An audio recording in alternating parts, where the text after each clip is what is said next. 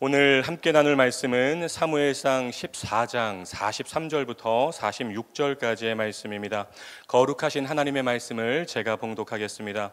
사울이 요나단에게 이르되 내가 행한 것을 내게 말하라. 요나단이 말하여 이르되 내가 다만 내 손에 가진 지팡이 끝으로 꿀을 조금 맛보았을 뿐이오나 내가 죽을 수밖에 없나이다. 사울이 이르되 요나단아 내가 반드시 죽으리라. 그렇지 않으면 하나님이 내게 벌을 내리시고 또 내리시기를 원하노라 하니 백성이 사울에게 말하되 이스라엘의 이 큰 구원을 이룬 요나단이 죽겠나이까. 결단코 그렇지 아니하니이다. 여호와의 살아계심을 두고 맹세하옵나니 그의 머리털 하나도 땅에 떨어지지 아니할 것은 그가 오늘 하나님과 동역하였음이니이다 하여 백성이 요나단을 구원하여 죽지 않게 하니라. 사울이 블레셋 사람들 추격하기를 그치고 올라가매 블레셋 사람들이 자기 곳으로 돌아가니라. 아멘. 오늘 선포되는 말씀이 여러분 모두에게 은혜와 결단의 말씀이 되기를 주님의 이름으로 축복합니다. 사무엘서에서 중요한 핵심 구절이 몇 가지가 있습니다. 먼저 사무엘상 2장 30절 말씀입니다. 아무리 강조해도 지나침이 없는 말씀이죠. 나를 존중히 여기는 자를 내가 존중히 여기고 나를 멸시하는 자를 내가 경멸하리라. 사무엘서 안에 등장하는 인물들에 대한 평가가 이 구절을 근거로 이루어집니다. 하나님을 존중히 여기는 사람, 즉 하나님을 경외하고 하나님의 계명을 크게 즐거워하여 하나님 말씀에 순종하는 사람, 하나님을 최고로 여기는 사람을 하나님도 존중해 주시고 높여 주시고 최고로 만들어 주신다는 것입니다. 시편 112편 1절은 이렇게 말합니다.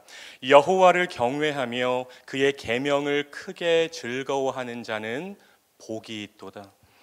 어떤 복이 있을까요?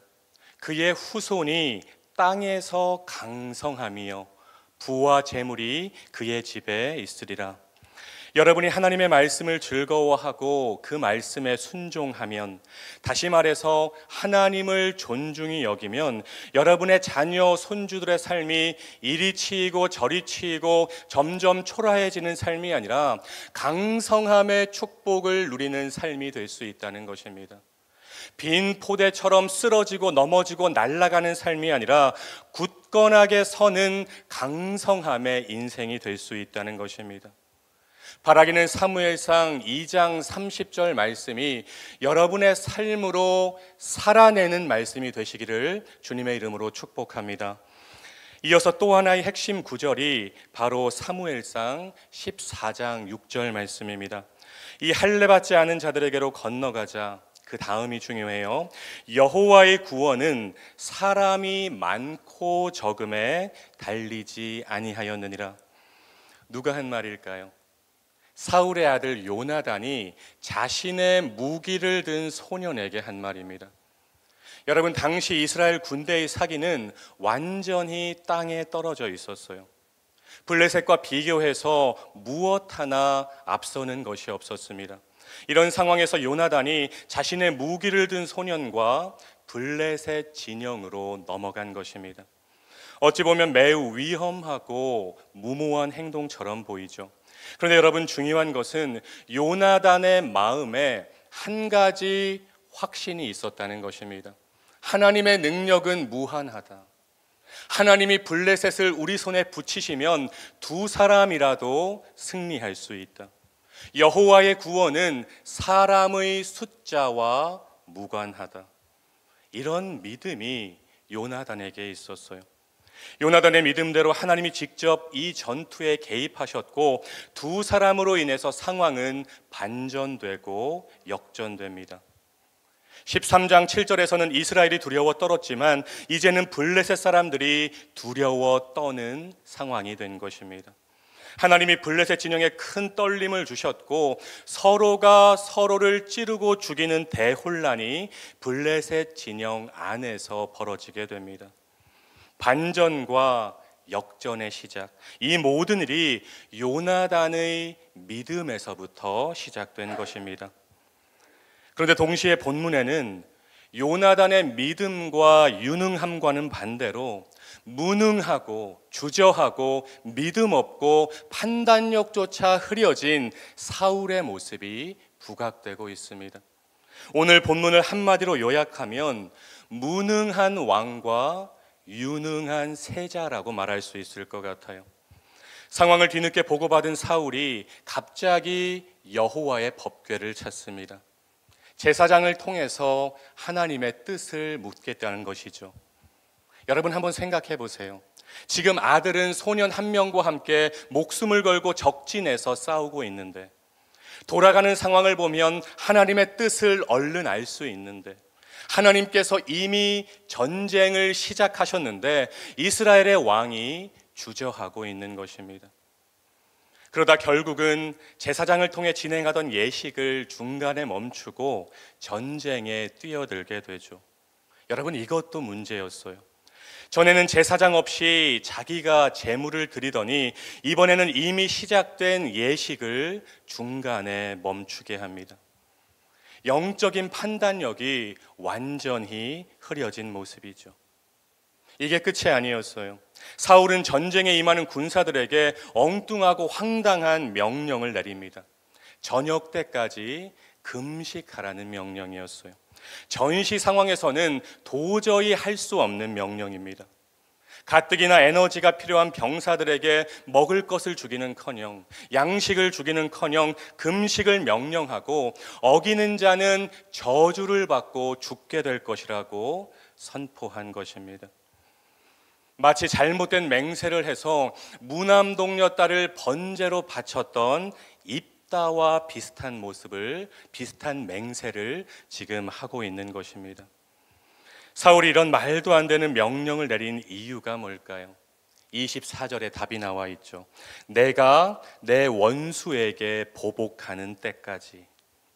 사울은 자신이 하나님께 버림받는데 큰 역할을 한 블레셋에 대한 사적인 복수심으로 이런 명령을 내린 것입니다. 이스라엘의 공적인 왕이, 그것도 전시 상황에서 사적인 감정으로 이스라엘 전체 군대에게 괴롭게 하고 곤란을 주고 있는 것이죠. 그리고 이 명령을 알지 못했던 요나단이 사울의 명령을 어기게 됩니다. 부하들로부터 사울의 맹세를 듣게 된 요나단은 두려워하기보다 아버지의 어리석음을 안타까워하고 있습니다. 29절 말씀이죠. 내 아버지께서 이 땅을 곤란하게 하셨도다.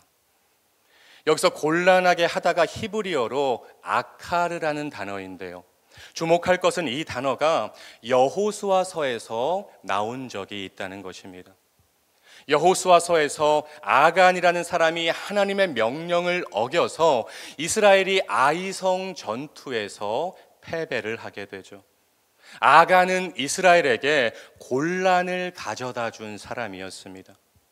지금 요나단은 아버지 사울의 맹세를 아간의 범죄와 연결시키고 있는 것입니다. 아간이 하나님의 물건에 손을 대서 공동체 전체에 고통을 가져다 준 것처럼 사울의 맹세가 이스라엘 전체에 괴로움을 가져다 주었다는 것이죠.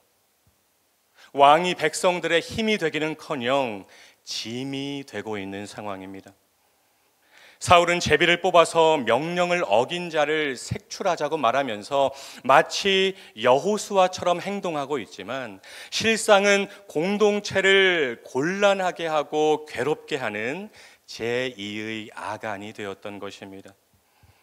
사랑하는 여러분, 여러분이 속한 공동체를 한번 생각해 보세요. 바라기는 여러분 한 분 한 분이 교구에서, 구역에서, 말씀삼 공동체 안에서, 7인 소그룹 동네 안에서 공동체를 괴롭게 하고 곤란하게 하는 사람이 아니라 공동체에 하나님의 응답과 은혜와 축복을 가져오는 통로가 되시기를 주님의 이름으로 축복합니다. 제비 뽑기를 통해서 요나단이 뽑혔어요. 사울은 요나단에게 자백을 듣고 자초지종을 들은 후에도 그를 죽이겠다고 선포합니다.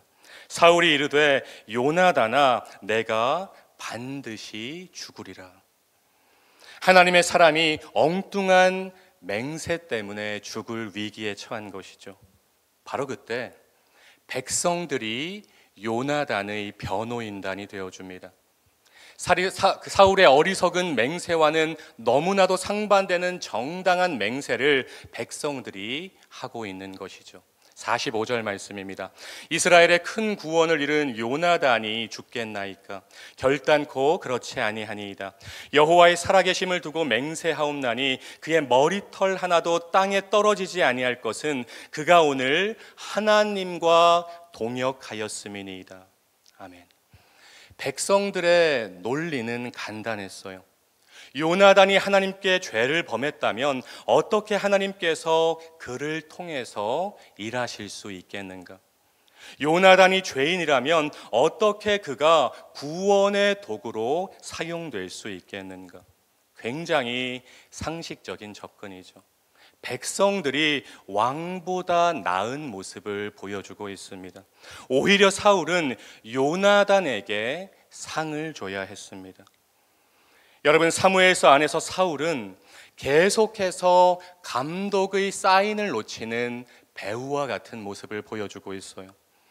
하나님께서 여러 번 기회를 주셨지만 붙잡지 못하고 결국은 버림을 받고 있는 사울의 모습을 우리는 보게 되는 것입니다. 반면에 요나단은 하나님과 동역한 사람이었습니다. 백성들이 요나단을 그렇게 평가하고 있어요. 하나님과 동역한 사람. 여러분, 여러분이 신앙생활을 하면서 여러분의 신앙의 여정에서 주변 성도들에게 이런 칭찬을 받는다면, 아무개 권사는, 아무개 집사는, 아무개 장로는 하나님과 동역한 사람이야, 하나님이 함께하는 사람이야, 그런 칭찬을 받는다면 하나님의 마음에 얼마나 기쁨이 될까요? 오늘 새벽을 깨우신 여러분 모두가 주변 성도들에게 그런 인정과 칭찬을 받게 되기를 주님의 이름으로 축복합니다. 요나단은 자신이 6절에서 한 말이죠. 여호와의 구원은 사람이 많고 적음에 달리지 않았다는 것을 직접 행동으로 보여준 사람이었습니다. 사랑하는 여러분, 요나단의 말과 행동을 보면 이 사람이 딱 떠올라야 돼요. 여러분, 누가 떠오르시나요? 사무엘상 17장에서 다윗이 골리앗과 싸울 때 한 말과 비슷합니다. 골리앗이 40일 동안 아침 저녁으로 나와서 하나님을 모욕하고 하나님의 군대를 모욕하는데 아무도 반응하지 않아요. 골리앗의 덩치만 보고 두려워서 벌벌 떠는 거죠. 그나마 이스라엘 군대 안에 골리앗과 싸워볼 만한 덩치가 한 명 있었습니다. 누구였을까요? 다른 사람들보다 어깨 위만큼 더 컸던 사람이 있었죠. 바로 사울 왕입니다. 그런데 사울도 아무런 반응을 하지 않아요. 그때 아버지의 심부름으로 전쟁터에 온 다윗이 골리앗을 보자마자 요나단과 비슷한 말을 합니다. 이 할례받지 않은 블레셋 사람이 누구이기에 하나님의 군대를 모욕하겠느냐? 전쟁은 여호와께 속한 것인즉 그가 너희를 우리 손에 넘기시리라. 두 사람이 비슷하죠. 사무엘상 14장은 요나단을 다윗과 같은 사람으로 묘사하고 있습니다. 요나단은 이스라엘의 왕이 되어도 전혀 손색이 없는 사람이었어요. 다만 하나님의 뜻이 요나단이 아니라 다윗에게 있었던 것입니다. 군사력과 무기와 전술을 보면 이스라엘은 도무지 블레셋을 이길 수가 없었어요. 그러나 그 모든 열세와 부족함과 결핍을 뒤엎을 만한 한 가지 강력한 존재가 이스라엘에게는 있었다는 것입니다. 바로 만군의 여호와 하나님이십니다. 만군의 여호와 하나님이 직접 싸워주시면 어떤 상황에서도 이길 수 있다는 믿음이 다윗과 요나단에게는 있었던 것입니다. 임마누엘이 블레셋의 철기 무기보다 훨씬 더 강력한 무기라는 것을 두 사람은 믿었던 것입니다. 반면에 사울에게는 그런 믿음이 없었던 것이죠. 사랑하는 말씀삼 공동체 성도 여러분, 믿음이 뭘까요? 여러분 신앙생활하면서 믿음이라는 말을 참 많이 들으셨을 텐데 여러분에게 묻고 싶습니다. 여러분 믿음이 뭘까요? 믿음은 차이를 만드는 힘입니다. 믿음은 하나님을 크게 보는 것입니다. 요나단은 하나님을 크게 보는 믿음을 가지고 적진으로 들어갔고 그 결과 하나님과 동역한 사람이 되었고 차이를 만들어내는 사람이 된 것입니다. 왜일까요? 요나단에게 하나님을 향한 100%의 믿음이 있었기 때문에, 요나단은 하나님을 크게 보는 사람이었기 때문에 단 한 명의 사람만 데리고 적진으로 들어갔고 하나님과 동역했고 차이를 만드는 삶을 살 수 있었던 것입니다. 믿음이 있는 사람은 상황을 완전히 바꾸어 버리는 게임 체인저가 될 수 있다는 것이죠. 오늘 무능한 왕 사울과 유능한 세자 요나단을 깊이 묵상하면서 우리 말씀 삶 공동체 모두의 삶이 요나단처럼 하나님을 크게 보는 믿음으로 차이를 만드는 삶, 하나님이 함께하는 것을 가장 중요하게 여기는 삶, 사울처럼 하나님과 서먹한 관계가 아니라 요나단처럼 하나님과 친밀한 관계로 살아가는 삶, 전능하신 하나님과 동역하는 삶, 공동체를 곤란하게 하는 것이 아니라 공동체에 하나님의 반전과 역전을 가져오는 삶, 힘든 상황과 고난을 완전히 바꾸어 버리는 게임 체인저의 삶이 되시기를 주님의 이름으로 축복합니다. 하나님께서 여러분과 함께 하십니다.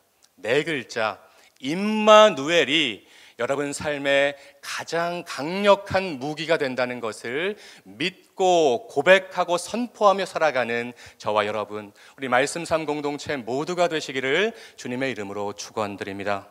기도하겠습니다. 참 좋으신 하나님, 오늘도 새벽을 깨우게 하시고 살아있는 하나님의 말씀으로 먹이시고 채우시니 감사를 드립니다. 사무엘상 14장을 깊이 묵상하면서 요나단의 삶을 닮아가게 하옵소서.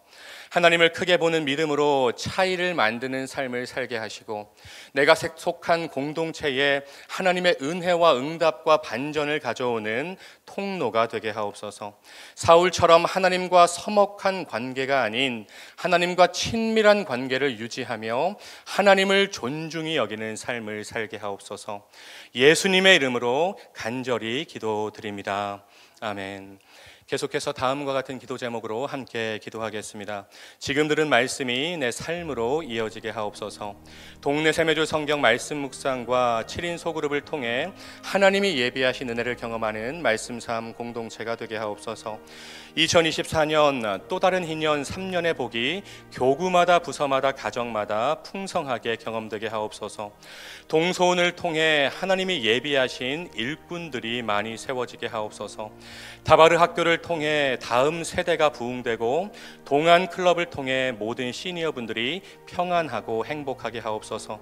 캄보디아 단기 선교를 축복하시고 선교의 현장에 함께 하시는 하나님을 경험하게 하옵소서.